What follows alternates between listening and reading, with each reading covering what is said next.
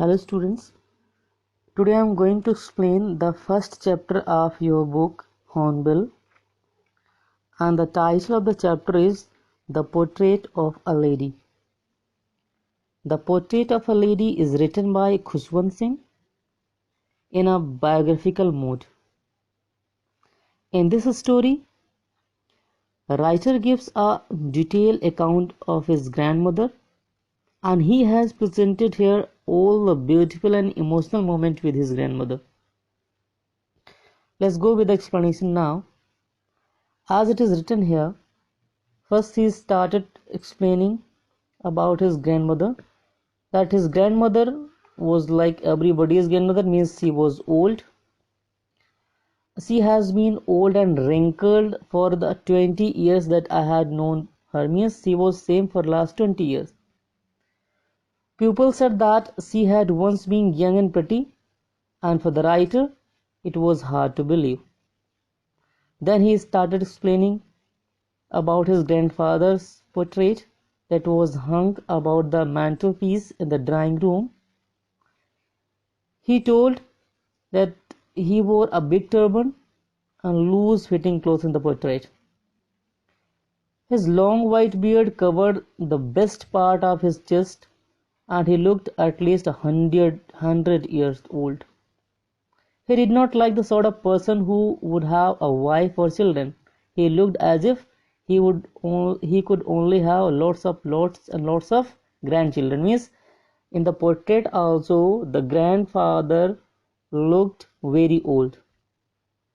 And as far as his grandmother being young and pretty, the thought were almost revolting. Means it was hard to believe for the narrator that once his grandmother might have been young and pretty. She often told us the games she used to play as a child. That seemed quite absurd and undignified on her part, and we treated like the fables of the prophets she used to tell us. Means when the grandmother was telling about her childhood, narrator was not able to believe. It was for him it was looking like fairy tale. She had always been short and fat and slightly bent. As already it has been told that she was very old, so she was slightly bent. Her face was crisscross of wrinkles running from everywhere to everywhere, and no were certain she had always been as we had known her. Means she was looking same for the last 20 years, as it has told by the narrator in the beginning too. Old, so terribly old that she could not have grown older and had stayed at the same age for 20 years. Means she was very old, and the narrator was thinking that a person can't be older than her in such a stage, such old she was. She could never have been pretty, but she was always beautiful. She hobbled she hobbled about the house in spotless white, with one hand resting on her wrist and to balance her stoop, and the other telling the beads and rosaries. She, as it has been told that she was slightly bent. She was walking by putting one of her hand on her waist. Her silver locks were scattered untidily over the pale, puckered face, and her lips constantly moved in inaudible prayer. Means continuously, what was her habit? She was just continuously praying by having a rosary in her hand. Yes, she was beautiful. She was like the winter landscape in the mountain, an expanse of pure white serenity, breathing peace of contentment. Means she was always happy. She happy looking, you can say. Further, narrator has explained about his grandmother, that my grandmother and I were good friends. Now he is explaining about the relationship. He is telling that his parents left him with her and they went to live in the city. His narrator and his grandmother was living in the village. She used to wake him up in the morning and get him ready for school. She said her morning prayer in the monotonous sing-song while she bathed and dressed me in the hope that I would listen and get to know it by heart. She was singing morning prayers by having a hope that narrator would listen and he will also know about it. Narrator was listening also because I loved her voice, because narrator loved her voice, but never bothered to learn that. Then she would fetch my wooden slate, which she had already washed and plastered with chalk. Means everything grandmother was doing for the narrator for the school. In breakfast, he was having a thick stale chapati with a little butter and sugar spread on it. We went to school. Miss narrator and his grandmother both were going to school. Miss she was accompanying with the narrator to the school. She carried several stale chapatis with her for the village dogs. My grandmother went to school with me because the school was attached to the temple. Question may be asked that why grandmother was going to school with the narrator. So the answer is that because it was because the school was attached to the temple. The priest taught us the alphabet and the morning prayer, while the children sat in rows in either side of veranda, singing the alphabet or the prayer in chorus. My grandmother sat inside reading the scriptures. When we both finished, we would walk back together. This time the village dogs would meet us at the temple door. Means at the time when narrator was studying, his grandmother was reading the scriptures inside the temple. After finishing the school, after completing the study, they both were coming back together, and that was the time to feed the village dogs. The stale chapatis that she was having with her, it was for the village dogs, and she was just giving them the chapatis, and they were fighting, growling for that chapatis. When his parents comfortably settled in the city, now there was a turning point in the relationship of narrator and his grandmother. What was the turning point? When his parents were comfortably settled in the city, they called narrator and his grandmother to the city. As it is written here, that was a turning point in our relationship. This is very important. This is a very important paragraph, because question is being asked that what was the turning point of the relationship between grandmother and the narrator. Although we shared the same room, that the turning point was when the narrator and his grandmother has shifted from village to the city. He is telling that although they shared the same room, his grandmother no longer came to school with me. Means they were sharing the same room, but what was some changes started where they shifted in the city. First was, now the grandmother was not coming to school with him, and there were no dogs in the street, and she looked to feeding sparrows in the courtyard in our city house. When she was feeding here in the village, she was feeding dogs, and in the city she started feeding sparrows in the courtyard of city house. As the years rolled by, we saw less of each other. Now their bond is, you can say, quite breaking. After some time, she continued to wake me up and get me ready for school. When I came back, she would ask me what the teacher had taught me. My narrator was coming back from the school. His grandmother was asking what had been taught by the teacher there.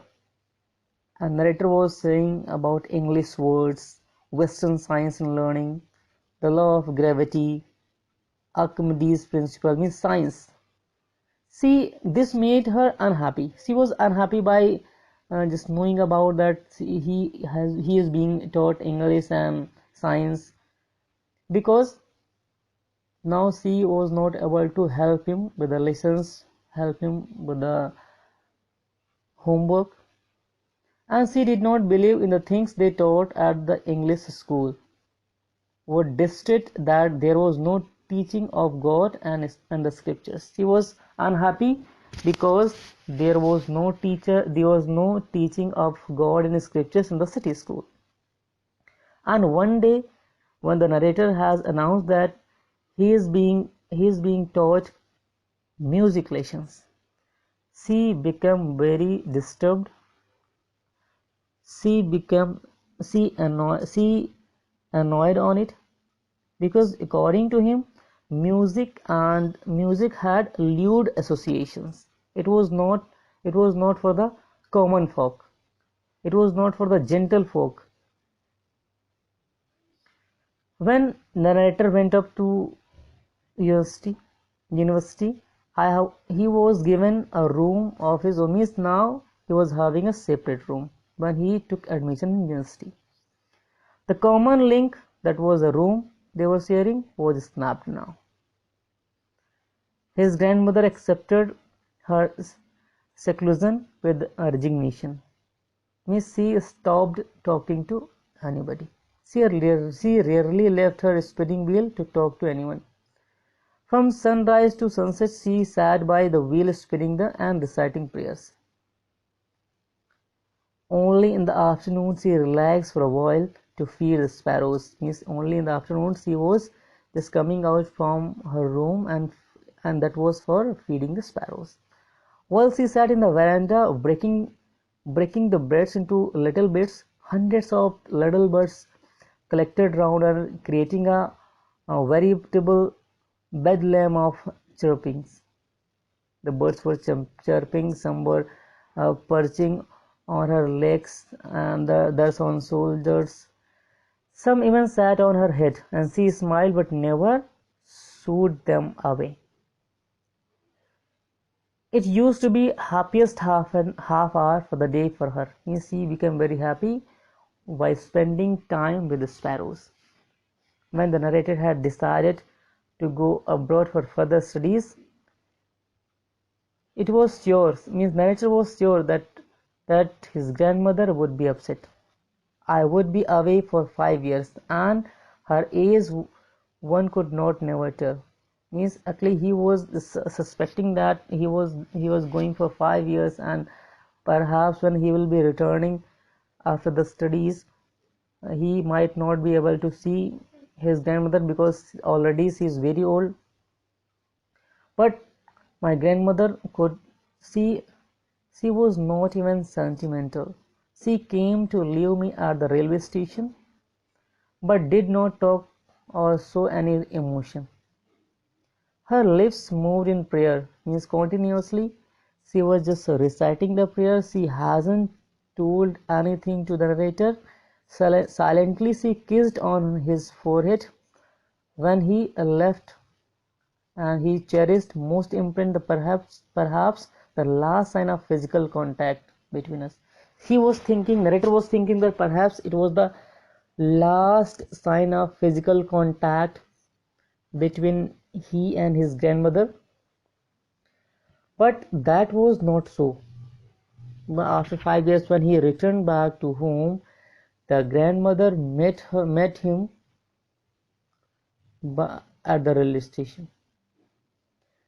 She did not look a day older, and even after 5 years, she was not looking even a day older. as it has been told that already she was very old. She still had no time for words, and while she clasped me in her arms, she hugged the narrator. He could hear the reciting her prayers. Means continuously there also she was reciting her prayers. Even on the first day of my arrival, her happiest moments were with the sparrows, whom she fed longer and with frivolous rebukes. Means that day when the narrator returned, he fed the sparrows for longer. In the evening, there was a change. What was the change? She did not pray. And that evening she didn't pray, and she collected the women of the neighborhood, got a got an old drum and started to sing. For several hours she thumped the sagging skin of deflated drum. Means she was just beating the drum the evening, and she was singing the song of homecoming of warriors. We had to pursue her to stop. Means they tried to stop her, but she avoided everything. That was the first time since I had known her that she did not pray. The next morning she became ill. The doctor told that it was mild fever, but the grandmother knew, and she told that her aunt was near. She said that since only a few hours before, to close the last chapter of her life, she had omitted to pray. Means she said that at the ending time of her life, she didn't pray.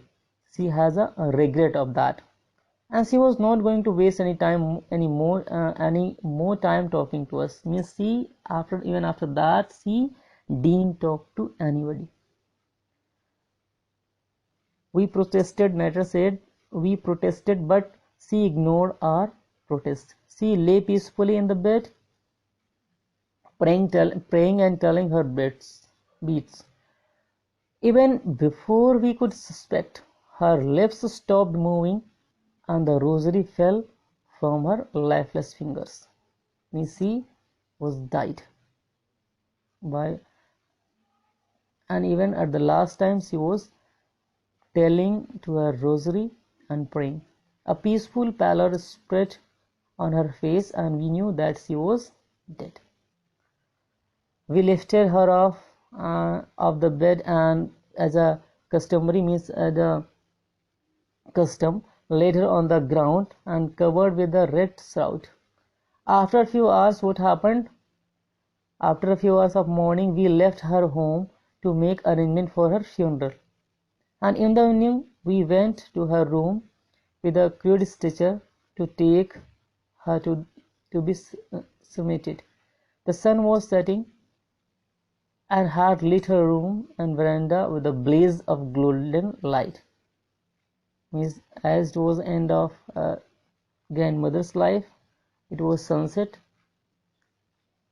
We stopped halfway in the courtyard, all over the veranda in her room, right from where she lay dead, and stiff wrapped the red shroud. Thousands of sparrows sat and scattered on the floor. Means when they were going for funeral, thousands of sparrows sat and scattered in the floor, on the floor. There was no chirping. All the sparrows sat quietly. There was no chirping at all. We felt, and that was the way of her mourning of the sparrows. We felt sorry for the birds, and narrator's grandmother faced some bread for them. She broke it into the little crumbs, the way grandmother used to do, and threw it to them. But the sparrows took no notice on the bread. It means they put no notice on the bread. When we carried my means when the narrator carried his grandmother's corpse off, all the sparrows flew away quietly. And next morning, and the breadcrumbs were scattered on the ground. Next morning, the sweeper swept the breadcrumbs into the dustbin. So that was the explanation of the story. Now just solve the exercise that follow and read the first poetry, that is the photograph. I will come with explanation of that. Thank you very much, students.